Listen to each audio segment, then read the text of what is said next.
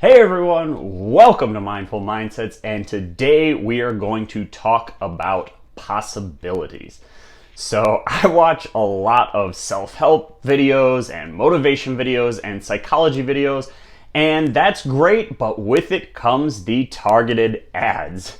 And a lot of these are extremely corny and very tacky and designed to try to get you to buy products or go to seminars of people trying to motivate you. Now, some are better than others, and actually the one I want to talk about doesn't seem that bad, and maybe he's good, I don't know. I've never watched past the first 5 seconds of the video, but the production values are great. He's got the great music, that epic music to get you going, and he's got a really deep, powerful voice, and he says, "A core question for me is, what does it take to do the impossible?" And I've been thinking about that ad recently, and I thought, that's not a core question for me. I don't care about doing the impossible at all. And probably he isn't either. Like I said, I've never watched past that. He may be a great speaker, I don't know. But no one's really interested in doing things like traveling faster than the speed of light. Sure, it would be great if we could do it, but that's not what keeps us up at night. That's not what we dream about doing. That's not what we think about is limiting us. What we think about as limiting us is the things that are possible that we have made impossible because of our limiting beliefs. And so what I realize is what I want to do is not try to accomplish anything impossible, but I want to reclaim the possible. I want to stop having limiting beliefs that hold me back from accomplishing things that I could accomplish and reclaim the possible. So today's video is all about reclaiming the possible and different levels of motivation that can help us do that. So, to prove to myself and hopefully to some other people that we can reclaim possibilities, that things that we think are impossible aren't, and that we have limiting beliefs that we can destroy, I am setting a goal to run a sub 4:30 mile.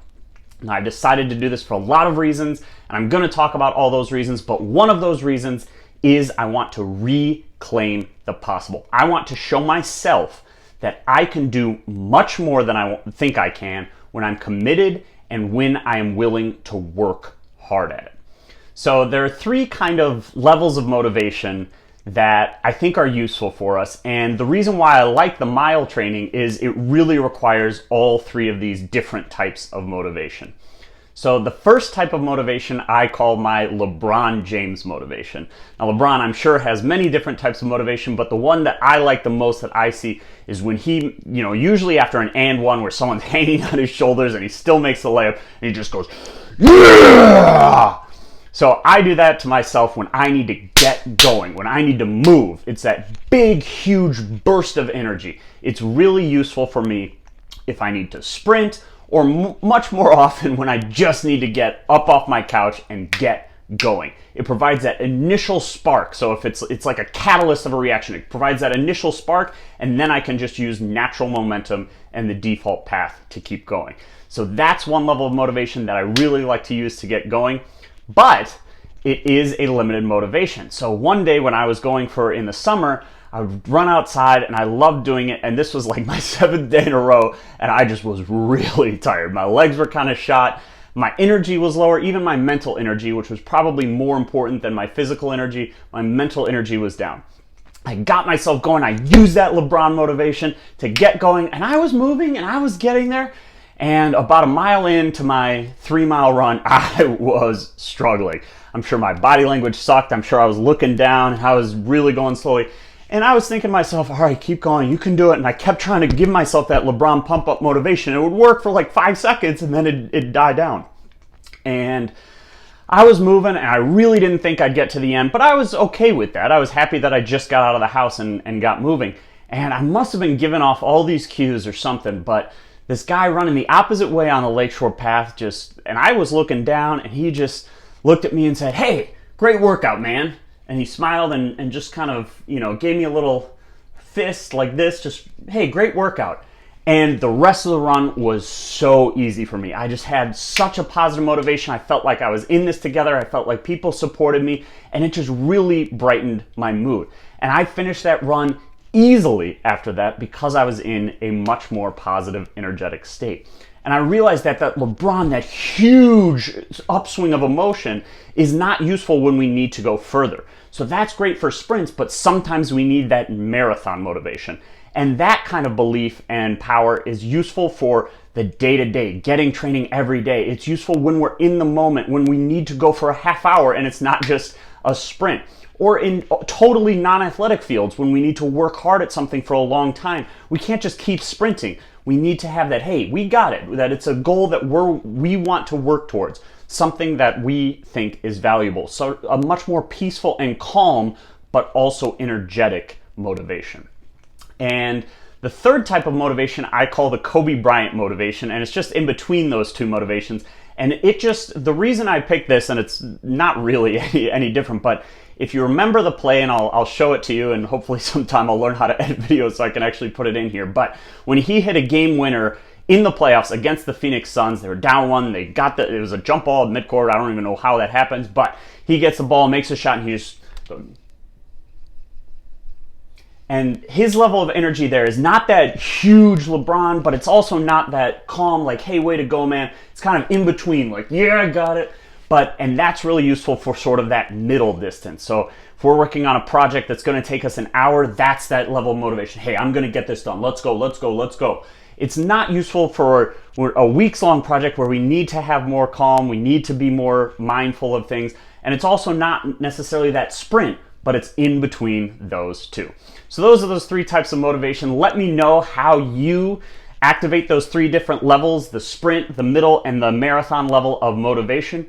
But I do think that there is also a fourth kind of motivation. And this motivation is when we need to accomplish something so big, when we're facing an obstacle so large or a mountain so high, that we need to have the LeBron level sprint motivation for the time of the marathon pace motivation. And this is when we're facing something so great and so huge that we can't do it without that extreme motivation for a long period of time. Now, luckily, I'm not facing anything that big, but in order to be successful in something like that, we need multiple things. First, we have to have a huge and compelling why.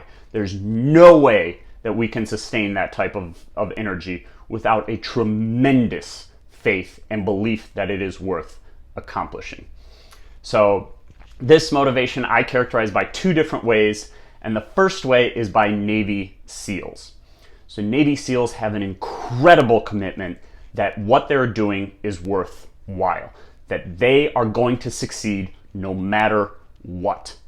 And during Hell Week, the SEALs are often taken to mud flats in San Diego that get really cold and really windy, and they are basically required to sit in this wet mud for 15 hours.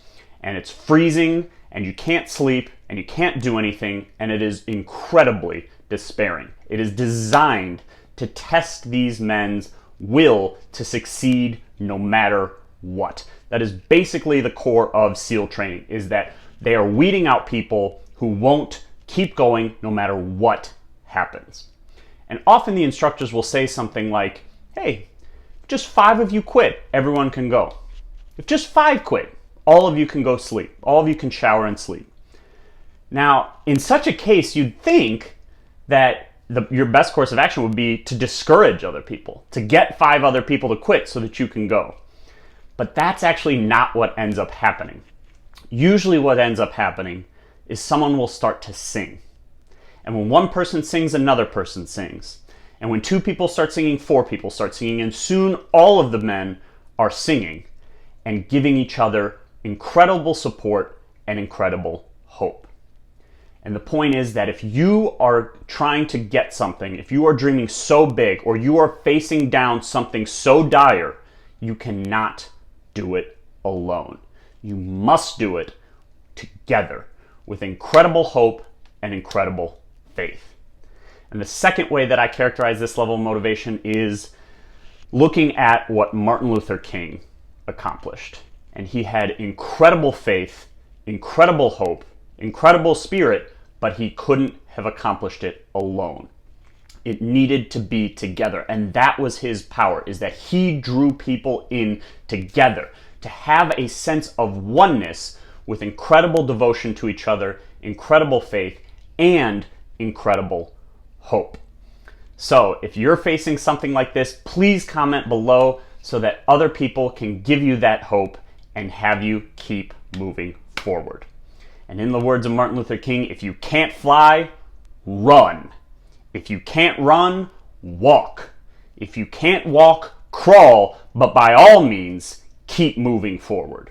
And know that when you move forward, you don't move forward alone. So I hope you enjoyed this video.